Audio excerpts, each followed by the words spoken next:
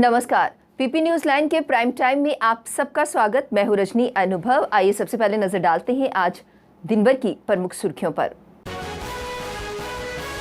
राजौरी में बैठक के दौरान महबूबा ने दिया बड़ा बयान। मैं बाहर रहूं या अंदर, मुफ्ती मोहम्मद सईद का ख्वाब पूरा करने में चाहिए आपका साथ। जम्मू कश्मीर में करोड़ों रसोई गैस उपभोक्ताओं को सिलेंडर भरवाने की झंझट से अब मिलेगी निजात।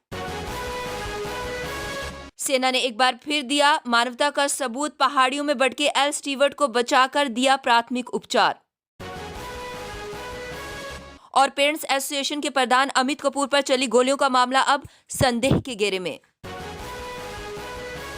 अब समाचार विस्तार से। प्रधानमंत्री कार्यालय के राज्य मंत्री डॉक्टर जितेंद्र सिंह ने कहा कि केंद्र सरकार द्वारा पेश किया गया बजट इसका सबूत है कि प्रधानमंत्री नरेंद्र मोदी नवगठित केंद्र शासित प्रदेशों जम्मू कश्मीर व लद्दाख को पूरी अहमियत दे रहे हैं।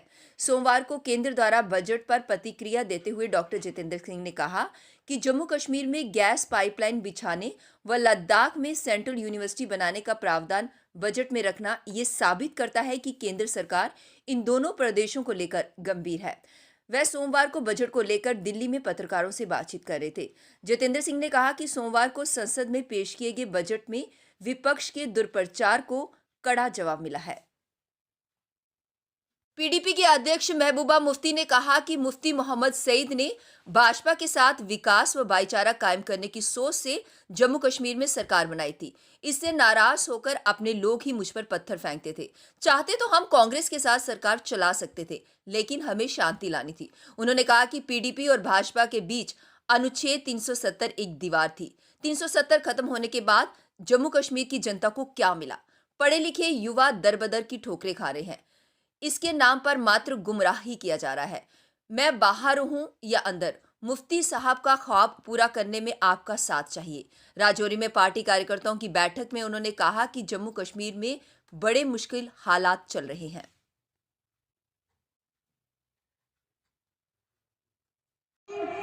जो लोग मुझ पे फूल फेंकते थे उन्होंने 2 साल मुझ पे पत्थर मारे। क्यों? क्या बीजेपी के साथ क्यों चली गई?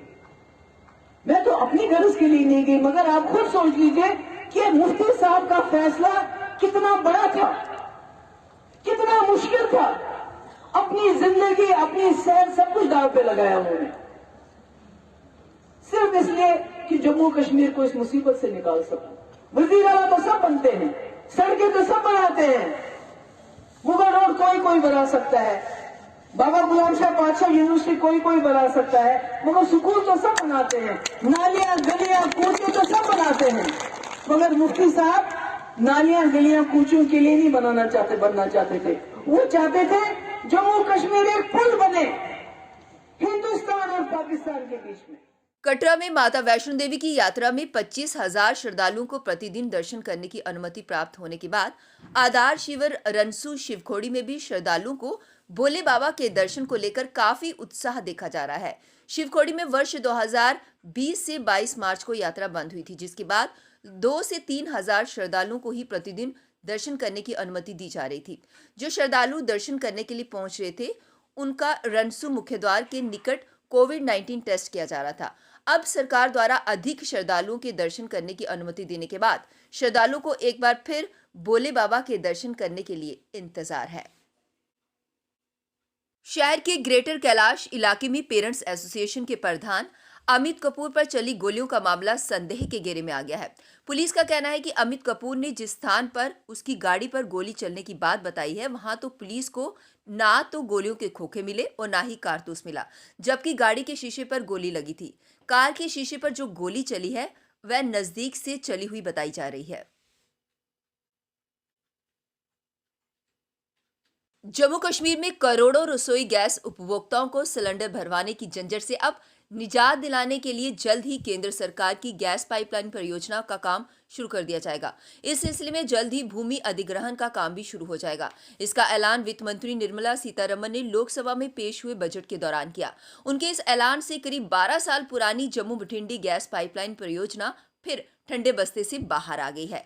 ये परियोजना करीब 750 किलोमीटर लंबी है, जो जम्मू से आगे श्रीनगर जाकर संपन्न होगी।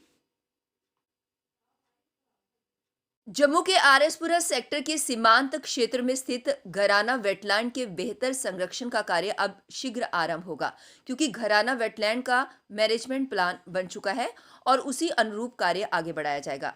योजना में वेटलैंड क्षेत्र के पक्षियों के लिए पूरी तरह से संरक्षित किया जाएगा। तालाब को गहरा किया जाएगा ताकि प्रवासी पक्षियों के विचरण के लिए उचित वातावरण तैयार हो सके। भारत पाकिस्तान नियंत्रण रेखा पर स्थित मेंढर सेक्टर के जंगलों में पाकिस्तान की ओर से आग लगाई गई। यह आग बारूदी सुरंगों की ओर बढ़ रही है। बड़े स्तर पर वन संपदा और वन्य जीवनों को नुकसान पहुंचा है। सूत्रों के अनुसार ये आग आतंकी घुसपैठ के मकसद से लगाई गई है। पूरे इलाके में सेना हाई अलर्ट पर है। माइनफील्ड तक आग पहुंचने पर धमाके होते हैं, जिसे पाकिस्तान घुसपैठ के लिए इस्तेमाल करता है। जानकारी के अनुसार सोमवार देर रात मेंढर सेक्टर में नियंत्रण रेखा से उस पार से भड़की आग इस पार के जंगलों तक पहुंच गई। इससे पूरे क्षेत्र में धुएं के गुबार उठने लगे, जो कि काफी दूर से दिखाई देने लगे। विश्व प्रसिद्ध पर्यटन स्थल गुलमर्ग में स्कीइंग के दौरान बर्फीली पहाड़ियों के बीच भटक गए ब्रिटिश पर्यटक एल स्टीवर्ट को सेना की एक गश्ती दल ने बचा लिया।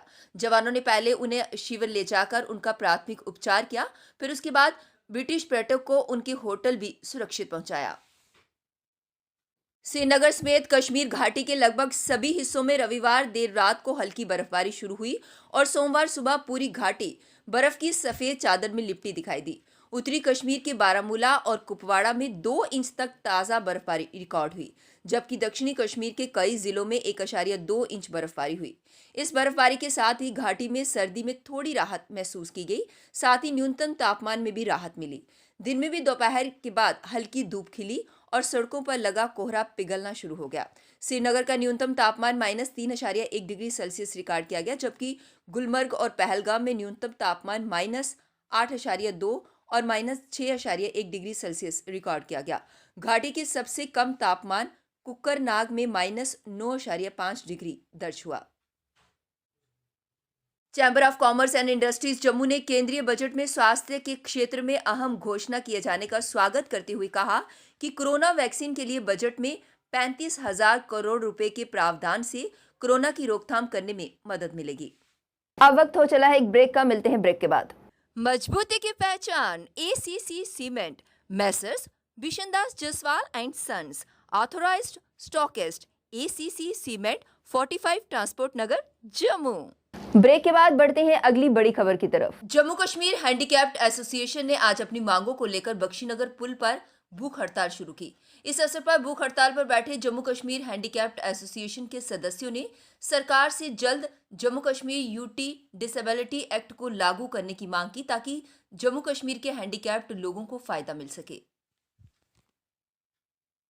इलेक्ट्रॉनिक मीडिया में बड़े बड़े दावे करते हैं, आर्डर्स निकालते हैं, मगर वो आर्डर्स के तहत ही रहते हैं, वो सेक्रेट में ही रहते हैं। ग्राउंड लेवल पर हमें कोई बेनिफिट उसमें नहीं दी जाती है। इसलिए हम बार बार एहतजाज भी करते हैं, इनसे मिलते भी हैं। मिलने में यही 3-3, 4-4 महीने का गैप मिलता है कि हम 3 महीने 4 महीने के बाद आपके मसले और मसाइल हल करेंगे, मगर बदकिस्मती की वजह से बाद में कुछ नहीं हो रहा है। इसलिए पॉलिटेक्निक के छात्रों ने आज ऑनलाइन परीक्षाओं की मांग को लेकर डायरेक्टरेट स्किल डेवलपमेंट के कार्यालय के बाहर प्रदर्शन किया और आरोप लगाया कि डायरेक्टरेट स्किल डेवलपमेंट छात्रों के भविष्य के साथ खिलवाड़ कर रहे हैं। इस अवसर पर छात्रों ने चेतावनी देते हुए कहा कि जब तक ऑनलाइन परीक्षाएं नहीं करवाई जाती, तब तक छात्र अपना विरोध प्रदर्शन जारी रखेंगे। और आज तक भी खेली जाएंगे और हमारा यही था कि 5 दिन हम वेट करें।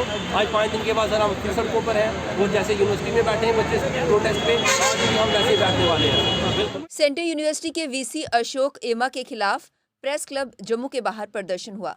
प्रदर्शनकारियों ने सेंट्रल यूनिवर्सिटी के वीसी अशोक एमा का पुतला जलाया और उन पर दलित विरोधी होने का आरोप लगाते हुए सरकार से उनको निलंबित करने की मांग की। में 2 अप्रैल को हम लोगों ने भारत बंद किया था, 200 पॉइंट रोस्टर को चेंज 13 पॉइंट रोस्टर बना दिया था सरकार ने। हम लोगों ने फिर से वापस उसको 200 पॉइंट रोस्टर किया था। तो ये बंदा की इतनी औकात कहाँ से इस बीसी की आ गई है कि इसने 200 पॉइंट रोस्टर को चेंज कर दिया? जो प्राइम मिनिस्टर नहीं चेंज कर सकता, प्रेसिडेंट ऑफ इंडिया नहीं चेंज कर सकता, ये कहाँ से चेंज कर रहा है? अपना अलग से आप अपने आप को शहंशाह समझते हैं क्या? ये देश डेमोक्रेटिक देश है, ये कॉन्स्टिट्यूशन ऑफ इंडिया के हिसाब से चलेगा, ये देश आपके हिसाब से नहीं चलेगा। तो मांग ट्रैफिक पुलिस ने आज नरवाल में ट्रैफिक नियमों की अवहेलना करने वालों पर कार्यवाही के लिए विशेष मुहिम शुरू की। इस अवसर पर ट्रैफिक पुलिस अधिकारियों ने सड़कों पर खड़ी गाड़ियों के चालान काटे और दुकानदारों से अपना सामान दुकानों के बाहर ना लगाने की अपील की। ये सामान बाहर लगाएं। कल हमने म्यूनसिपल के ट्रक लाने को सारा सामान लगाया। सर लेकिन ड्राइव चलती है एक दिन 2 दिन, लेकिन उसके बाद फिर से वही हाल हो जाता है। शहर बहुत बड़ा है, ड्राइव डेली होती है। कभी नरवाल में होती है, कभी सफारी होती है, कभी विजिलेंस रोड में होती है, कभी बख्शनगर होती है, कभी जानीपुर होती है, कभी बन तालाब होती है। पूरा महीना चलता रहेगा। जम्मू की कोमल प्लेसमेंट एजेंसी के मालिक ने ESIC यानी कर्मचारी राज्य बीमा निगम के रीजनल डायरेक्टर पर गंभीर आरोप लगाए हैं। पत्रकार वार्ता कर कोमल प्लेसमेंट एजेंसी के मालिक विजय कुमार ने कहा कि ESIC द्वारा उनकी प्लेसमेंट एजेंसी को 6,50,000 जुर्माना किया गया था, जिसे सेटल करने के लिए कर्मचारी राज्य बीमा निगम के रीजनल डायरेक्टर दरबारा सिंह ने उनसे रिश्वत के तौर पर 2.5 लाख की रिश्वत मांगी, जिस पर उन्होंने CBI से जांच करवाने तथा उसे फौरन निलंबित करने की मांग रखी है। कहना चाहना जम्मू कश्मीर के कि रिश्वतखोरी अगर खत्म करना और इन्हें तकरीबन रिटायरमेंट करिए सस्पेंड करिए जम्मू कश्मीर च करना चाहिए, धक्के मारिए करना चाहिए ताकि जम्मू कश्मीर के लोगों की जी सुरक्षा तां हो सकती है। रिश्वतखोरों को अगर बचाना तो बाहर का कोई भी जो करप्ट अफसर है जम्मू कश्मीर के नियुक्त नहीं करना चाहिए। PP न्यूज लाइन के प्राइम टाइम के आज के इस अंक में बस इतना ही। मुझे और मेरी पूरी टीम को दीजिए इजाजत और आप देखते रहिए PP न्यूज लाइन। नमस्कार। जम्मू में आई टेस्टिंग की साइंटिफिक और मॉडर्न टेक्नोलॉजी के लिए हमेशा याद रखें जेम ऑप्टिशियंस, जहां पर रखा जाता है आपकी हर जरूरत का ख्याल। Gem opticians with the facility of eye exercise, A scan, biometry, pachymetry और ऑटोमेटेड फील्ड एनालाइजर। और हाँ, हमारे यहाँ बढ़िया क्वालिटी के ब्रांडेड स्पेक्टिकल्स, सनग्लासेस और कॉन्टेक्ट लेंसेज मिलते हैं। आपका भरोसेमंद एक ही नाम, Gem Opticians, Gandhinagar. Gem Opticians, Nai Basti. Gem Opticians, Amphalla. Gem Opticians, Trikuta नगर।